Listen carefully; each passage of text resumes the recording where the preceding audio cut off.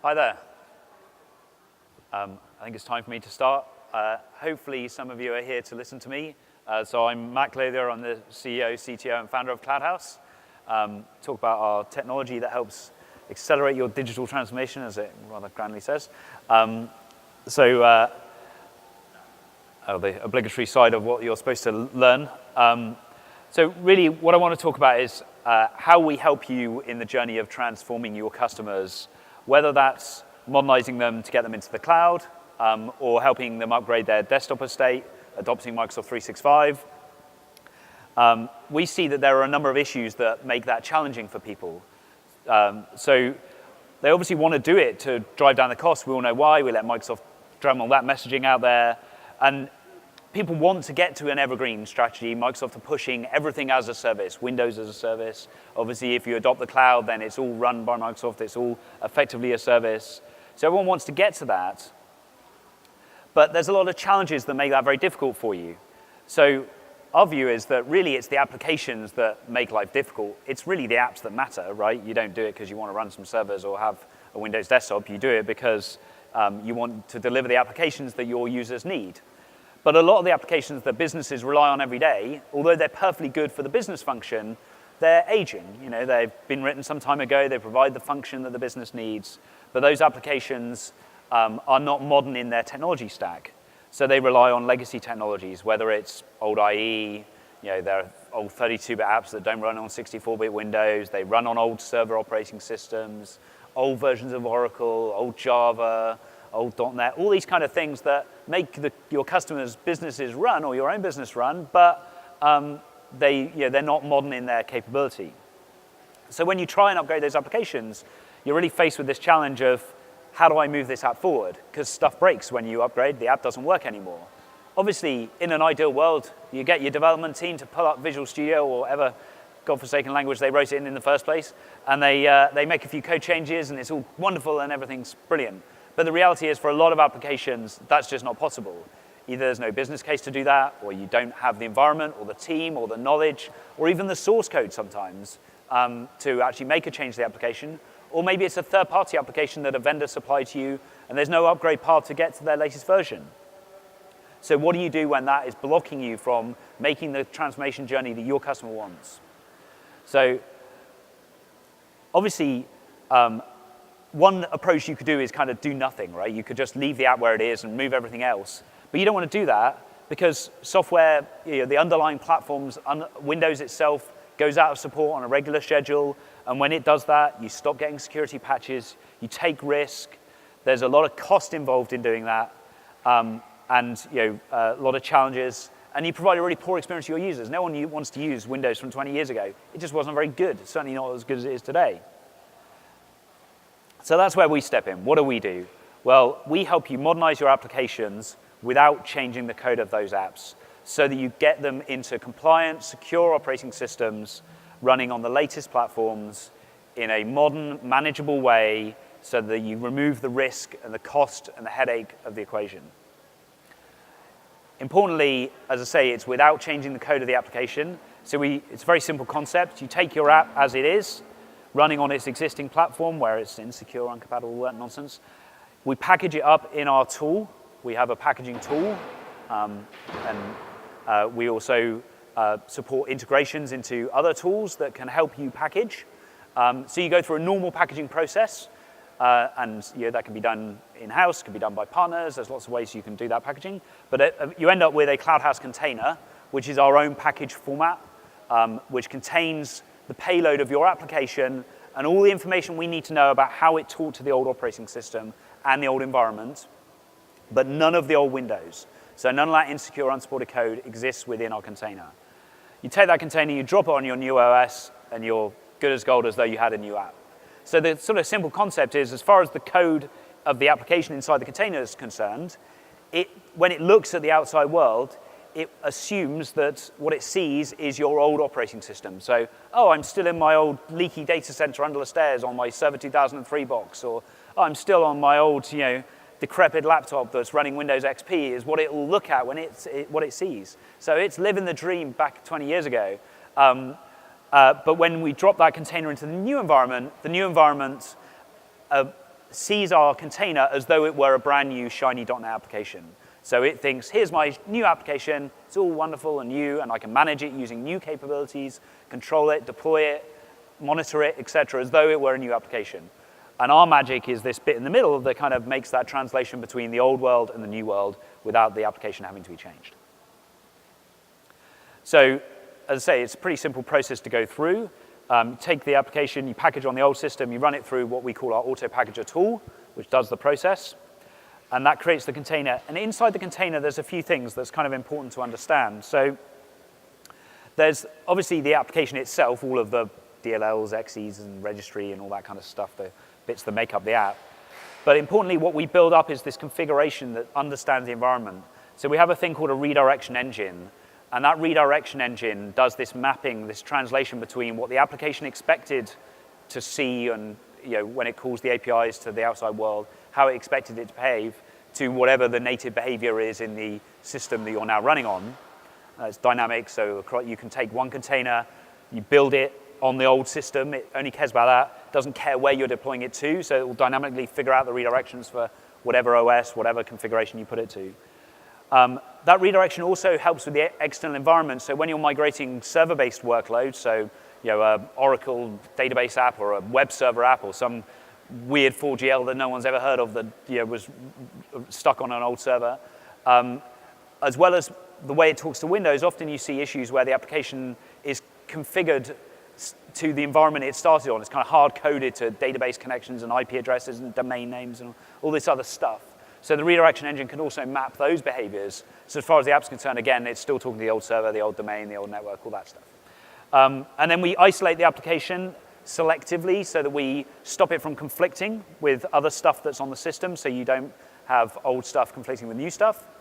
And then we add the compatibility settings that make it think you're still on whatever OS you want, et cetera. Also, importantly, everything within the container is secure. So if you've got an old Java library that you need, Java 1.3, to make your application work, that goes inside the container with everything else, but it is only available to the stuff inside the container. This boundary around the outside stops any other application or anything else on the system being able to access those old libraries and exploit them. So they're secure, and you can actually whitelist what goes in and out of this container so you can make sure that only known good behaviors are allowed. And then you deploy the tool, and we support deployment using pretty much anything. So you can deploy it using SCCM, Intune, whatever you want, really, scripting, Landesk, whatever, any of these tools. And then you take your app, you deploy it to your new environment. Like I said, it's portable, so it doesn't care what that new environment is. So if it's a desktop app, you might deploy to some users on their Windows 10 laptops, and others you might be deploying to Microsoft's brand new Windows virtual desktops in the cloud, or you're deploying some to your Citrix environment. It doesn't really matter. So this is how we actually do a little bit more detail on how you do the container creation process. So we do a snapshot, standard packaging, as I said, install the app and all of its dependencies it needs, create the diff to figure out what changed. And then we have this really cool little step here called runtime analysis that you can choose to run. That's where it picks up where it connects to servers and all that other stuff. It actually scans the application running to understand how it's impacting and communicating with the system. Then you can customize it, so you can create your own custom behaviors if you want. And then you create the container. There's an optional step here, which is something new we launched back at, this is Ignite, Inspire. God, I get the two confused every time. So we support outputting our containers as MSIX files, the new Windows 10 packaging format. Worked very closely with that team since before they've launched that technology. Obviously, MSIX is only supported from the October Windows 10 release that's just about to come out. So that allows you to get started on the journey of really modern packaging format and packaging deployment. And then on the cloud side, as I say, we have this capability to help you redirect not just the bits that break the app, but the environment. So if I give you an example here, we're doing a project, a number of projects actually, for Jaguar Land Rover back in the UK. And they have a situation where a whole number of their apps are old Ford apps when they used to be owned by Ford and they demerged. Some genius, when they figured out the demerger, decided that they didn't need the source code for any of their apps. they'll just get the object code because it's forward source code. So they can never change their apps again. And these are apps that run their production line and build their cars. So they're kind of important. And the back-end systems that support them. And they have a very long investment cycle. You know, you build a plant to build cars and you build it for 20 years and then you change it at the end of that.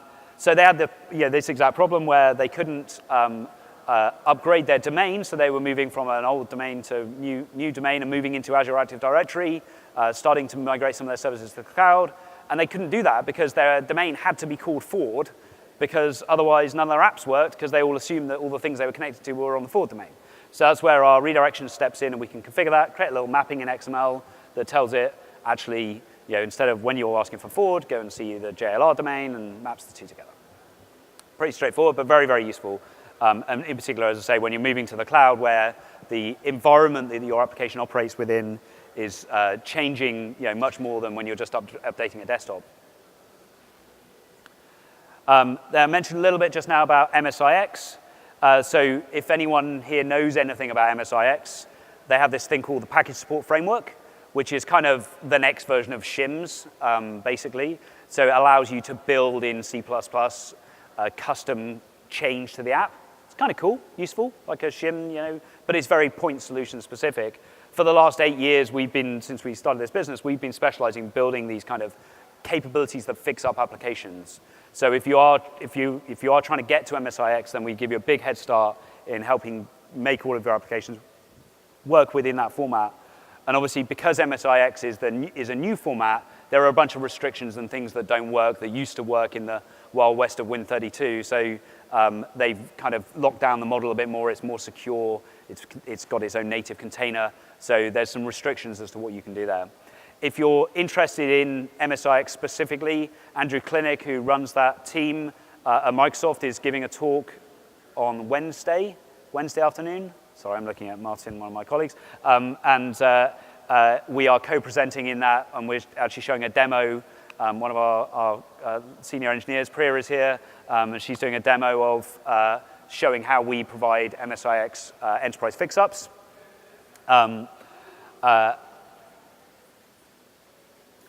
So obviously I mentioned a couple of customers, or certainly mentioned Jaguar Land Rover and some of the stuff we've done there. We have a number of large enterprise customers. This is just a smattering of a few of them that allow us to put their logos up, and we took some of the UK names off that won't mean too much to people here.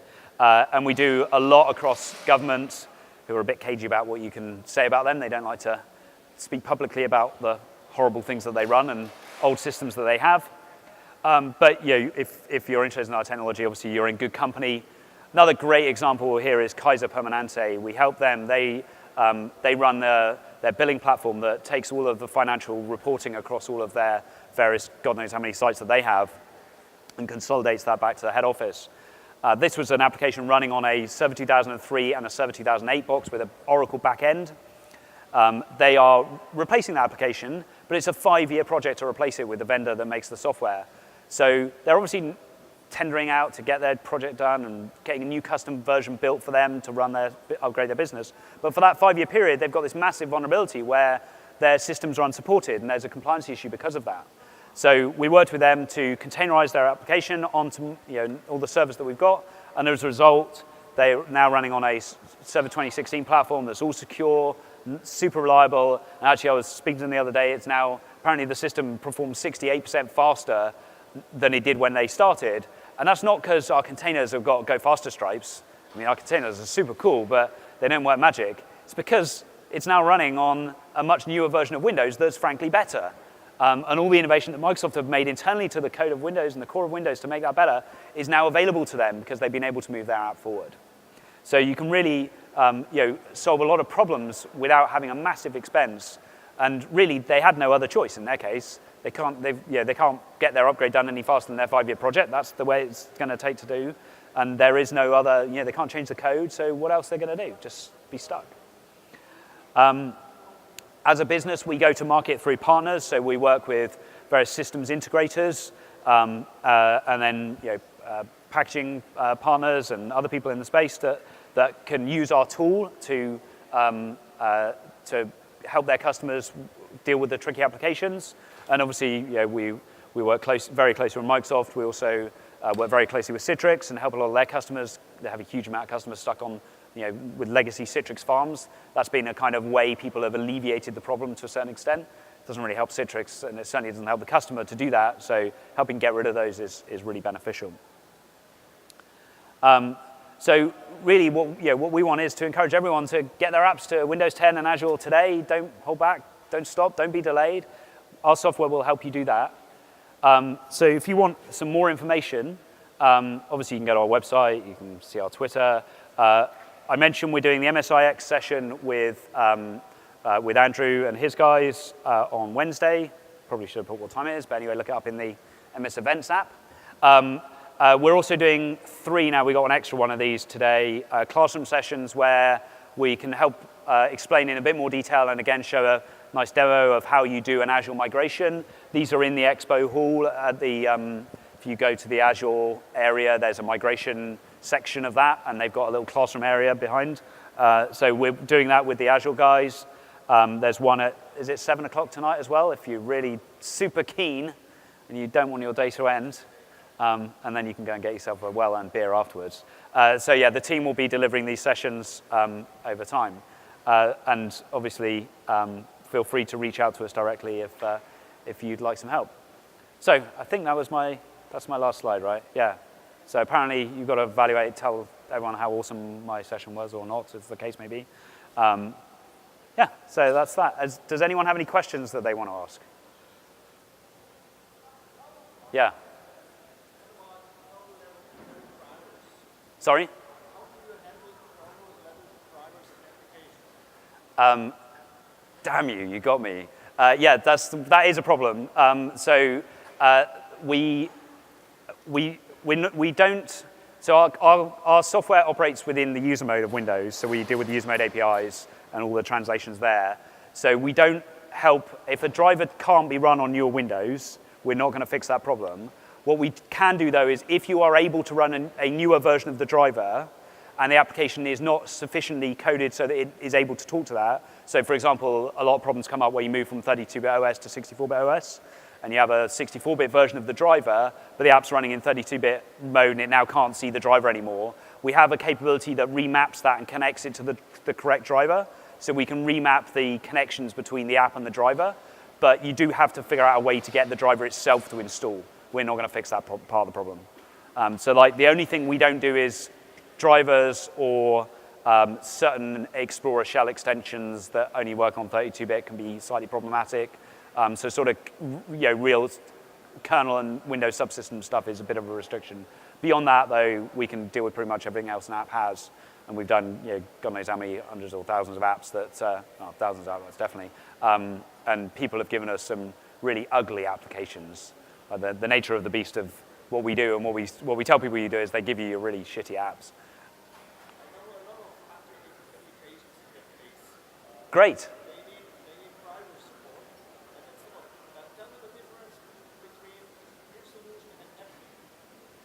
So similar principles. So my background is in app virtualization. Did a lot of work with AppV before it was AppV when it's Softricity. So same kind of principles in a sense.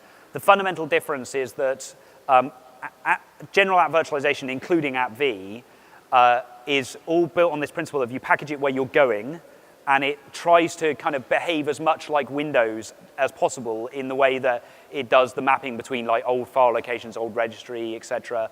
So it tries to kind of behave like basic Windows compatibility. As a result of virtualizing in AppV, you kind of inadvertently can fix some app compat issues, but that's not what it's designed to do, and it's a bit of a lottery as to whether the specific problem you've got is going to be fixable or not. What we do is build a product that is solely focused on doing that. So it's all about this principle of you package where it's running successfully today, and then you can move it portable, make it portable to move forwards. And all the redirections, everything are built off the existing environment, not the new environment. So it's much more capable and complete. So if you can, some people will package in AppV, see if it fixes their app if it doesn't use Cloudhouse. We obviously tell people they should just package in Cloudhouse and get cut straight to the chase. But it's a different problem, different solution. If you're using AppV as a way to deliver applications, if that's your chosen delivery mechanism, we support sequencing our containers inside AppV So you can deliver a Cloudhouse container in app V. So if you're an app V shop and you deliver everything in app V, and you've got some apps that don't work, you can fix them using Cloudhouse containers and then deliver them in app V and use the streaming and all other stuff that does.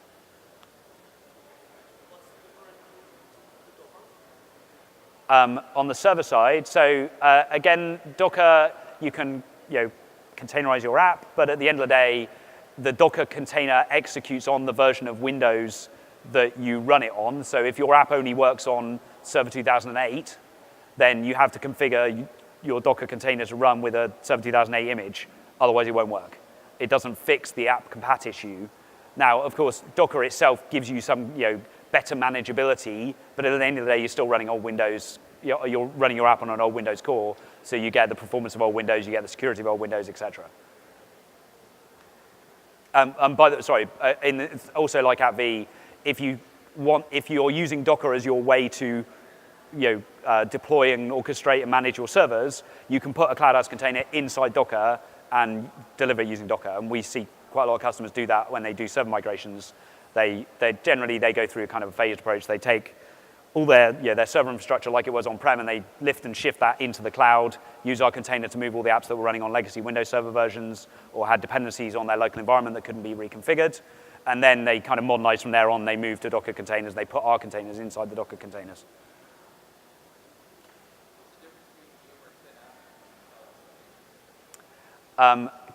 Also, very good question. So ThinApp's a good product, very similar in its architecture again. I guess, again, we're designed to solve app compat issues. Theirs does solve some issues inadvertently. Also, ThinApp is going away anyway. It's being end-of-lifed. So it's kind of, you're on a bit of a dead-end track there. We do migrate quite a lot of ThinApp customers to give them a future. The other area that's specifically different about ThinApp is around the browser side. So we deal with apps, if I go back to the sort of types of apps, we do quite a lot of apps that are IE-based. Now, ThinApp's solution is to virtualize the browser in a ThinApp package, which firstly is completely against Microsoft licensing. So you're breaching your license agreement by doing that, which creates risk from that standpoint. It's an absolute fact that you're not allowed to do that. And secondly, also it's super unreliable because Windows and IE are so intertwined that it doesn't really work very well. And that's part of why they're killing the product, because the main use case for ThinApp is virtualizing the browser, and it doesn't work very well. And particularly on Windows 10, it really doesn't work at all well. It's even more broken than it was on Windows 7, so it's pretty unreliable. So for example, we've just done a big Irish bank who migrated a massive ThinApp install from virtualized IE to our solution. What our solution does is we remap the different behaviors at the API level within the browser, and we also have a JavaScript redirection and HTML redirection capability. So in the case of that bank, they were using a deprecated set of IE features to figure out what tab number people were using to run some business logic that broke when they moved to new IE. We use our JavaScript redirection to swap out the JavaScript code from the old API to the new API dynamically without you having to change the app. So it actually fixes the underlying problem, and then you can isolate configurations and enterprise mode settings and all other stuff to make the browser work. So when we take an app off old IE and deliver it in new IE, we're actually running the app in the new IE browser natively, so it's got all the new security and performance, and you can even get some apps to move to Edge, although obviously there's some restrictions there, like no ActiveX.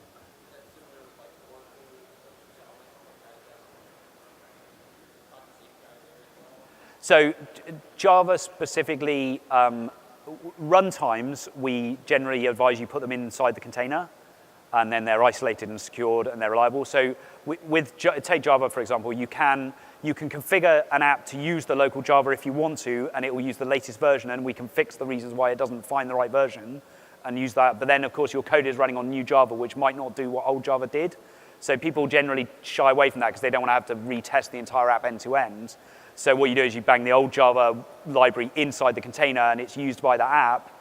But say like Java 1.3 doesn't work on Windows 10 at all, that gets fixed by being inside the container, but your app is using the old Java, albeit in a secure way because it's only available to the app. Anyone else? Any other questions? Cool. Okay, thank you. Thanks for everyone for listening.